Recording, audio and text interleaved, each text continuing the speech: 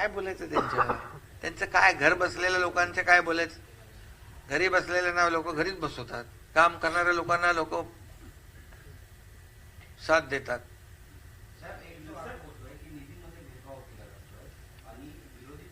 तुम्ही आता कुठलं केंद्राच्या बजेटचं पाहिजे पत्रकार काय कसलं आहे तुमचं? हे बोला ना, काय तुम्हाला पाहिजे? पुन्हा मोदी सरकार स्थापन होईल आणि गॅरंटी जनतेने घेतलेल्या आहे.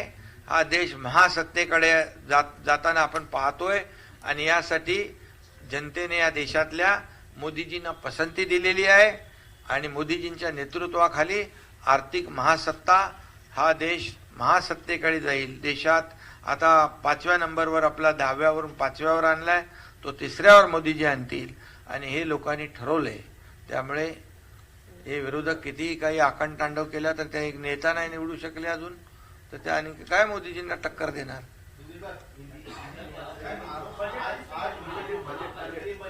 हाँ, आज बजट केंद्र सरकार का पारित हुआ है. ये सर्व समावेशक है. ये आम आदमी को न्याय देने वाला है, किसानों को, कामगारों को, महिलाओं को, युवाओं को, ज्येष्ठों को, सभी लोगों को साथ देने वाला, उनको मेन स्ट्रीम में लाने वाला ये बजट है. ये आत्मनिर्भर और बलशाली भारत के निर्मिति का एक जो ध्यास है वो लेकर बनाया हुआ यह बजट है. विकसनशील भारत से विकसित भारत की ओर ले जाने वाला ये बजट है. ये बजट में सभी लोगों को न्याय दिया है. पिछले हम अगर 10 साल देखेंगे तो 10 साल में जो 50-60 सालों में काम नहीं हुआ वो 10 सालों में हुआ. लोग कहते हैं कि गरीबी हटाओ, लेकिन गरीबी नहीं हटी, गरीब हट गया. और मोदी जी ने 25 करोड़ रुपए लोगों को जो गरीबी से ऊपर उठाया, दारिद्र्य निर्मूलन किया, गरीबी उनकी हटाई. 80 करोड़ लोगों को मुफ्त राशन पानी देने का निर्णय लिया है. तभी इलेक्शन नहीं था, तभी चुनाव नहीं था. तो इसलिए ये जो अर्थ संकल्प है ये रोटी कपड़ा मकान देने वाला है, खाली घोषणा करने वाला नहीं. और इसलिए इसमें मैं कहूँगा कि जो 2 करोड़ लोगों को पीएम आवास योजना, जो घर एक सपना रहता है सबका, उसमें जो प्रधानमंत्री आवास योजना में और 2 करोड़ घरों की अधिक होगी और 2 करोड़ घर और ज्यादा बनाएंगे तो लोगों को घर मिलेगा. उसमें सभी लोगों को न्याय मिलेगा. घर एक सपना रहता है, इसलिए मैंने कहा कि रोटी कपड़ा मकान देने वाला यह लड़कियों का जो सर्वाइकल कैंसर है, महिला आंगनवाड़ी सेविका, आशा वर्कर, आयुष्मान भारत का कवरेज है, ये सब इसमें ध्यान रखा है. आरोग्य का सुविधा है, शैक्षणिक सुविधा है. कोई भी टैक्सेशन नहीं बढ़ाते हुए इंफ्रा प्रोजेक्ट में 11,11,111 करोड़ रुपए का लागत किया. इन्वेस्ट मतलब जो निर्णय लिया है ये पहली बार हुआ है. इतनी बड़े पैमाने पर जब इंफ्रा प्रोजेक्ट शुरू होते हैं तो इकोनॉमी बूस्ट होती है, अर्थव्यवस्था को बहुत बड़ा सहयोग होता है, चालना मिलती है. और ये जो भारत की अर्थव्यवस्था और भारत के विकास में ये बहुत बड़ा इंफ्रा प्रोजेक्ट का योगदान होगा. 1 लाख करोड़ रुपया का जो ये किया है, प्रोविजन तरतूद की हुई है. ये युवाओं को इंटरेस्ट फ्री लोन देना, 50 साल में वो अपना जो कर्जा लेगा वो चुकाएगा. ये बहुत बड़ी योजना है.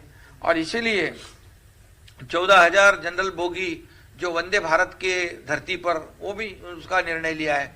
मतलब अभी तक रास्ते बनाए, रास्ते की कनेक्टिविटी हो गई, अब रेल कनेक्टिविटी और एयर कनेक्टिविटी को भी मजबूत किया है, ताकि यातायात और ये जो ट्रांसपोर्टेशन है ये विकास के लिए जरूरी है.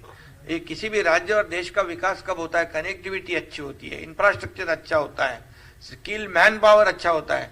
तो ये सभी चीजों को ध्यान में रखते हुए मोदी जी ने ये किया है. और 3 बड़े रेलवे के कॉरिडोर निर्माण करने का भी निर्णय इस बजट में लिया है. और इसलिए मैं कहूँगा कि ये बहुत ही गरीबों का, सर्वसामान्य लोगों को न्याय देने वाला ये अर्थ संकल्प है. ये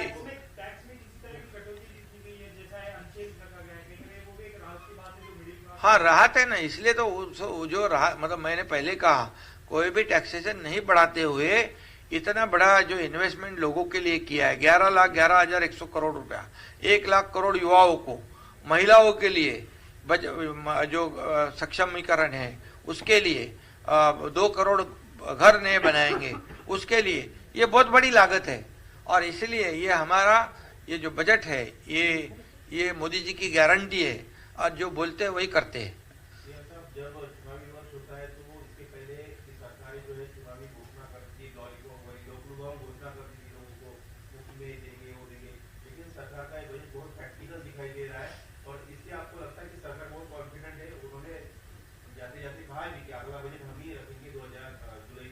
हाँ तो ये विश्वास है उनको, ये उनकी गारंटी है।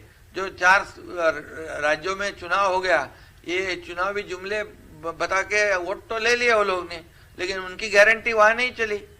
गारंटी चली मोदी जी की, और मोदी जी की गारंटी चलती है। और अब लोगों ने अभी गारंटी दी है फिर एक बार, जो अगर हमारे देश को आगे बढ़ाना है और महासत्ता बनाना है तो मोदी जी के नेतृत्व में ये हमारा भारत महासत्ता बनेगा।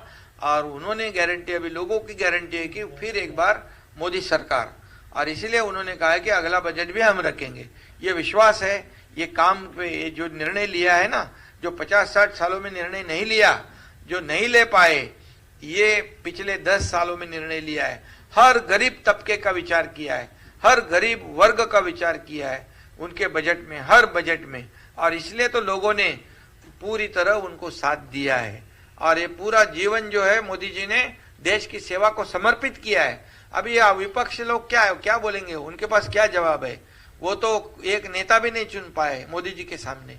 और इसलिए इस बार लोगों ने तय कर लिया है, ये सरकार जो आएगी, मोदी जी की सरकार आएगी और फिर हमारे देश को आगे बढ़ाएगी। सर, उद्धव ठाकरे का ये कहना है कि आखिरी बजट था मोदी सरकार का। आखिरी बजट था क्या है? अच्छा,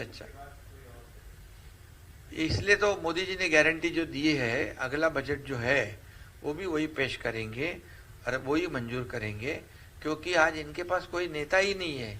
ये आरोप प्रत्यारोप के बिना कुछ भी नहीं कर सकते, ये सब डरे हुए हैं। ये मोदी जी को, मतलब मोदी जी को इतने डरते हैं कि सब लोग इकट्ठा होके भी, जब 2014 में सब लोग इकट्ठा होके मोदी जी के सामने खड़े हो गए तो जनता ने उनको उनकी जगह दिखाई।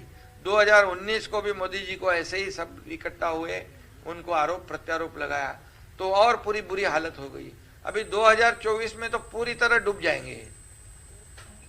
चलो, थैंक यू।